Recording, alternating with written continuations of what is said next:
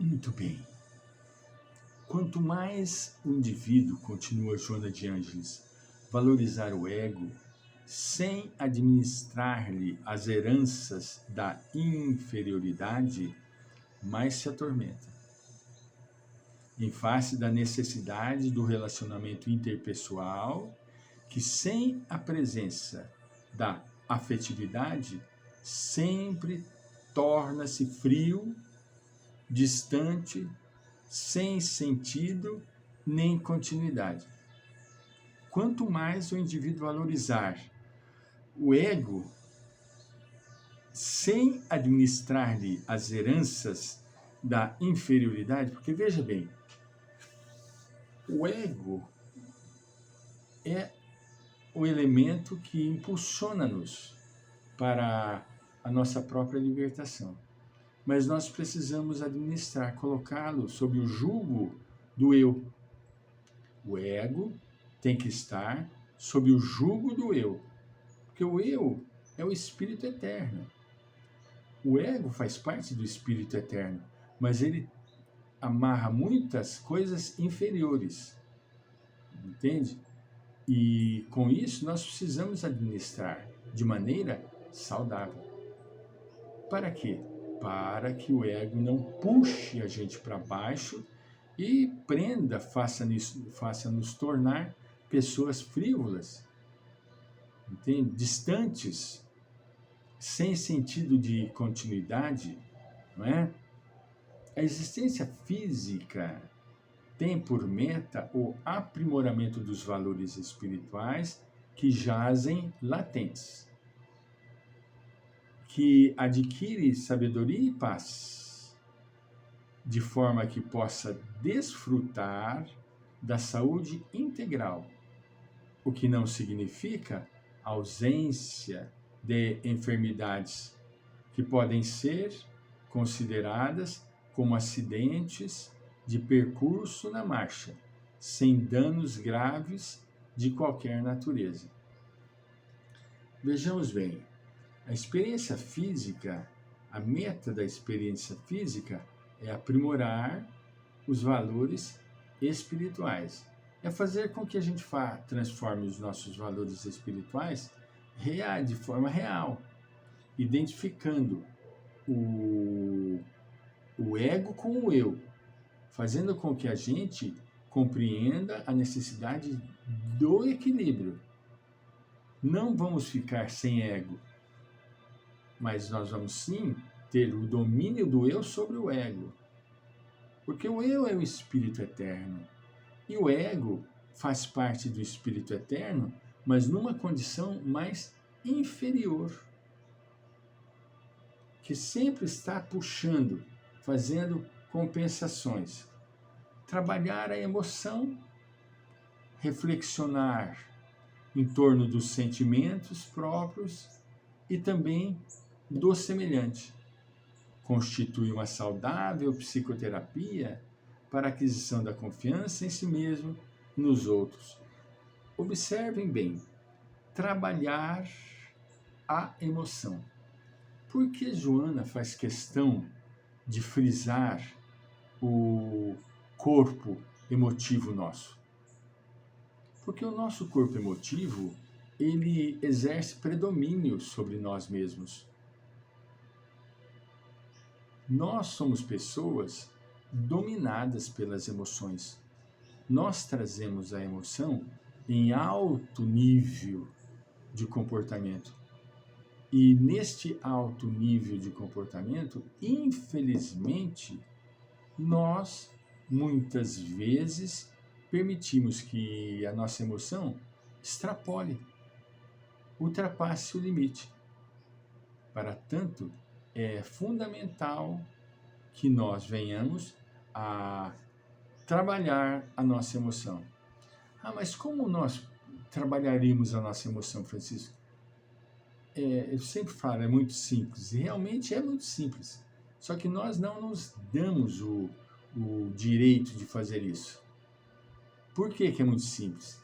Porque nós podemos tirar no nosso dia a dia momentos de reflexão, momentos aonde a gente fique em estado de interiorização, de meditação, de introspecção.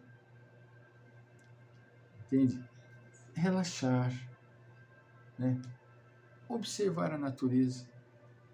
Observa. É uma forma de trabalhar a emoção. É uma forma de trabalhar a emoção, né? Nós estamos entrando no próximo do inverno, né? Nós estamos no período do outono, próximo do inverno, né? Depois virá a primavera. Já nós estamos encontrando uma série de árvores que florem. Admirar a beleza das flores. Como eu trabalho e minha esposa diretamente ligado com a natureza, então eu fico observando, né? Eu fico observando a beleza de uma espatódia, né? A beleza de um amor juntinho, né? A beleza das primaveras que eu tenho aqui na minha frente da casa, cheia de primavera, não é? E assim inumeráveis outras. Nessa época começam a florir algumas orquídeas. Observar a beleza da natureza, porque nesse processo de observação nós fazemos uma introspecção. Veja bem, eu trago uma admiração muito grande pelo psicanalista e psiquiatra Carl Gustav Jung. Muito grande, né? Eu tenho lido a respeito da vida dele, né? E a vida dele foi uma vida completamente diferenciada. Ele construiu o seu próprio... não ele, né?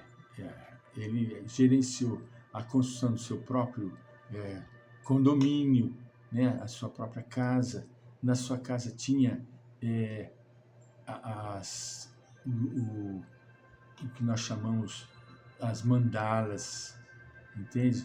Aonde ele estudava as mandalas, não é? Ele fez a escultura, ele esculpiu em uma lápide, um grande granito. Ele trabalhou o granito fazendo uma escultura, né? Esculpiu. Isto são ocupações terapêuticas. É claro que nós não vamos ficar esculpindo pedras e absolutamente nada, mas nós precisamos admirar a natureza. Ele morava perto de um lago excepcional. O que ele fazia periodicamente? Montava no barco e ia velejar. Não tinha motor, não. Era com remo, ia lá em determinado ponto do lago, parava e ficava admirando a natureza. Ele não falou de Deus precisamente, mas ele acreditava profundamente. E, com isso, ele se tornou uma pessoa ímpar. Ele lidava com seus pacientes, num trabalho excepcional, voltado sempre com o enfoque da natureza. Nós precisamos ter isso. Nós temos tantas coisas maravilhosas e sublimes que é indispensável que a gente observe e faça essas observações. Se caminhamos, não vamos caminhar como fazem pessoas loucamente. Não. Vamos caminhar em passos tranquilos e serenos, a fim de quê? A fim de que a gente consiga fazer um trabalho íntimo, trabalho interior, de refletir, de analisar, de meditar. Ah, mas dá para fazer meditação caminhando, Francisco? É claro que dá. Porque meditação não é ficar lá sentado com o incenso queimando não, meditação é viagem interior. Você faz uma viagem interior caminhando em um lugar próximo da natureza, que predomine a natureza, entende? Para quê? Para que a gente limpe lenta e gradativamente o nosso vaso receptivo.